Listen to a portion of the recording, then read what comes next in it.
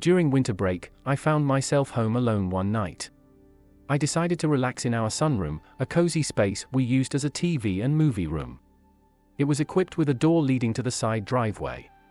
With the blinds shut and comfortably tucked under a blanket, I was engrossed in a random movie. Unexpectedly, the outdoor lights flicked on, drawing my attention. Startled, I lowered the TV volume, trying to listen for any unusual sounds. Since the room's setup made it difficult to hear outdoor noises, I hesitated but decided to briefly check outside. However, I couldn't see anything suspicious, and I convinced myself it was probably triggered by an animal. Despite my reassurances, a sense of unease lingered in my mind. To alleviate my fears, I put on my shoes and ventured out to the driveway to investigate. Upon finding nothing, I returned to the sunroom, believing I had overreacted. Time passed, and suddenly, I heard a loud thud outside, followed by the motion-sensing light switching on again. This time, my heart raced as I considered the possibility of someone being there. Fear began to grip me, and I feared the worst. Reluctant to move from the couch, I hesitated to shut off the TV or even reach for the remote. Gazing at the closed blinds, I suddenly noticed something unsettling, the silhouette of a person standing outside. The figure had its arms slightly extended from its body, creating an eerie sight that sent chills down my spine. I struggled to describe the overwhelming fear and dread that washed over me in that moment. My heart pounded, and I felt a knot in my stomach, making it hard to breathe. Paralyzed by fear, I watched the figure outside, my mind racing with worst-case scenarios. Overcoming my initial shock, I tried to retreat as quietly as possible. Yet, before I could reach the door leading to the dining room, the figure began knocking aggressively on the window.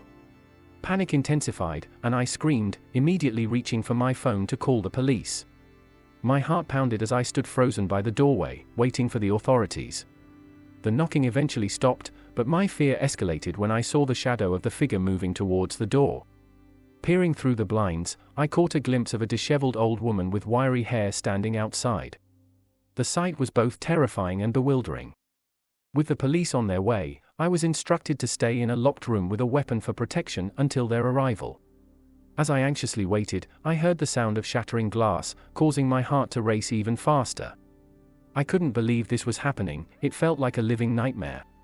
Summoning my courage, I cautiously unlocked and opened the bathroom door, peering into the living room.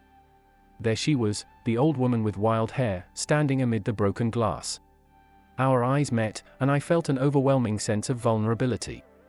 In a state of panic, I quickly shut the door and cried out for help through the bathroom window. Thankfully, 2 police officers arrived and responded promptly to my distress call.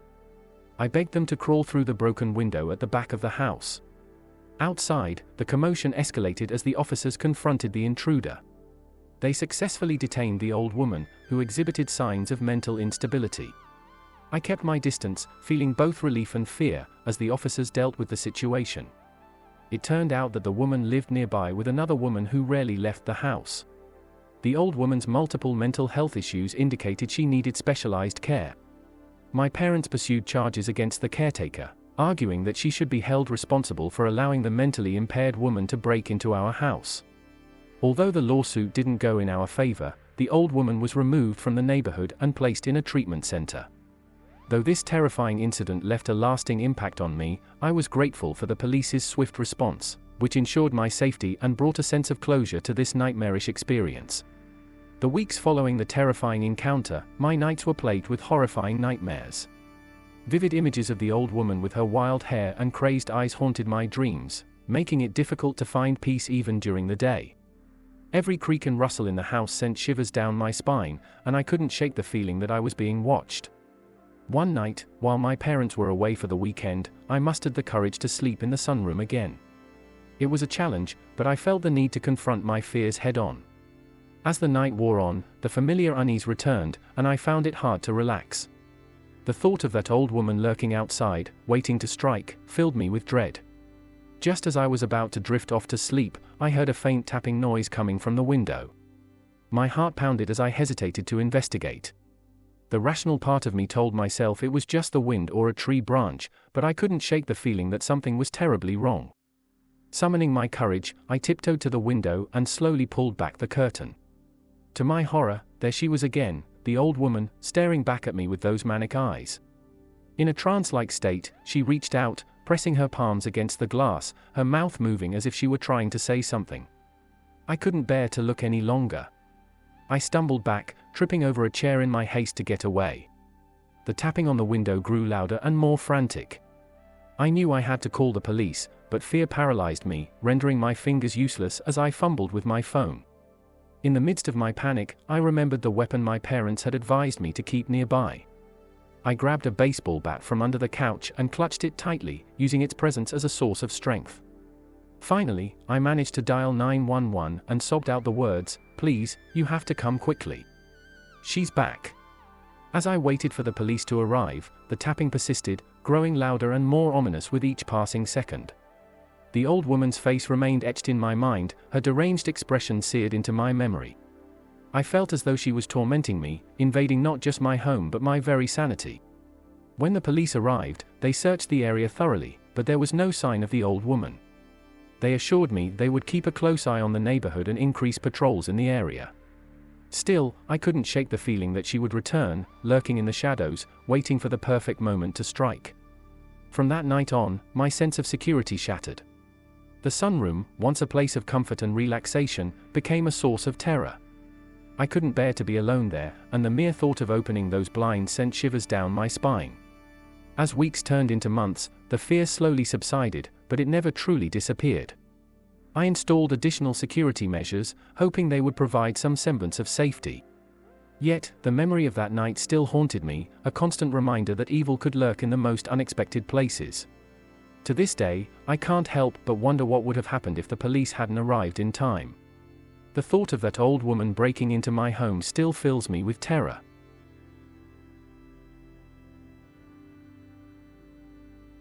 In the rural part of New York, I own a small house on a vast property, which I visit several times a year during the winter months for skiing. Surrounding my property, there's a fence that separates my yard from a neighboring property, with whom I've never had the chance to exchange a single word. On the other sides of my house, there are endless woods, stretching for miles. One January, as I arrived for the first time in the season, I was greeted by the sound of a child's laughter coming from the direction of the neighbor's house. Surprised to hear this, I assumed they must have kids, which was news to me. I proceeded to settle into the house, turning on the water, heating, and everything necessary for my stay. The first night after a tiring 4-hour drive from Connecticut, I slept soundly like a baby. The following morning, after breakfast, I prepared to go skiing and noticed a big red ball sitting in the snow on my front lawn. Puzzled, I thought it must belong to the neighbors, so I threw it back over the fence and headed to the ski lodge to meet my friends. We had an exhilarating day on the slopes, and when I returned to the house at night, I was ready to relax. To my surprise, once again, the red ball was sitting on my front lawn in the same spot. This struck me as odd, but I dismissed it as a mere coincidence. Once more, I tossed the ball back over the fence, deciding to let it go without much thought. However, that night, I awoke to the sound of children's laughter once more, this time at an unearthly hour of 2 o'clock or 3 a.m. Curious and a bit concerned, I peered outside my window, trying to locate the source of the laughter. Strangely, I couldn't see any children around, but my eyes fell upon the red ball once again, sitting in the snow on my front lawn. The child's laughter stopped, and I couldn't shake off the feeling that something was amiss. Determined to put an end to this unnerving situation, I decided to confront the elderly neighbor once more. Despite his innocent appearance, I couldn't shake the feeling that there was something more to the story. When I inquired about the laughter and the ball, he remained adamant that there were no kids living nearby. His response only deepened my sense of unease. That night, as I returned from another exhausting day of skiing, my weariness didn't grant me much respite. The child's laughter echoed once more, and I frantically searched for the red ball, which had vanished from my living room. Panic began to grip me as I felt a chilling presence in the house. I turned on every light, trying to dispel the darkness that seemed to creep closer. My heart pounded, and my mind raced with thoughts of the child I had seen standing outside. The figure, stiff and unmoving, seemed to stare right into my soul. With the blinds tightly shut, I struggled to find comfort in the solitude of my own home. Despite my exhaustion, sleep eluded me that night. The hours dragged on as I lay awake, grappling with the inexplicable occurrences. The child's laughter continued to torment me, gnawing at the edges of my sanity. Every creak of the house and every gust of wind seemed to amplify the haunting presence. Morning couldn't come soon enough, and with first light, I wasted no time packing my belongings. The red ball on the front lawn stood as a haunting reminder of the inexplicable events. Fueled by fear and anxiety, I hurriedly locked up the house and fled, leaving behind a sense of dread that lingered long after I departed. Once back in Connecticut, I struggled to make sense of the disturbing encounters. The child's laughter echoed in my mind, an auditory hallucination that wouldn't subside. Had it all been a prank? A figment of my imagination? I couldn't shake the feeling that there was something more sinister at play. I reached out to friends and family, recounting the bizarre incidents, hoping for some rational explanation. Yet, no one could offer a satisfactory answer. The skepticism in their responses only served to deepen my feeling of isolation and fear. As months passed, the memory of that eerie winter continued to torment me. The red ball became a symbol of the unknown, a reminder that there were forces at play beyond my understanding. My once beloved property in the rural countryside now felt tainted, haunted by the echoes of a child's laughter and the chilling figure standing in the snow. I made the difficult decision to sell the property, unable to bear the weight of the unexplained. The process was arduous, filled with doubts and uncertainties. How could I sell a place that had once brought me joy and relaxation, now tainted by a mystery I couldn't solve? Ultimately, I found a buyer, and with a heavy heart, I said my final goodbye to the small house on the big property. As I drove away, I glanced back one last time, catching a glimpse of the red ball still on the front lawn. It felt like a silent farewell, a reminder of the enigma that would forever remain unresolved. The child's laughter and the mysterious red ball continued to linger in my memories, haunting my dreams and causing me to question my perception of reality. I tried to rationalize the experiences, chalking them up to coincidences and my imagination running wild. Yet, deep down, I couldn't shake the feeling that something inexplicable had happened. The child's laughter, the vanishing red ball, and the figure outside my window remained a chilling enigma, leaving me with more questions than answers. As the years passed, I sought solace in the distractions of everyday life, hoping to bury the unsettling memories. But no matter how much time passed, the events of that winter in New York continued to haunt me, a constant reminder that some mysteries are destined to remain unsolved.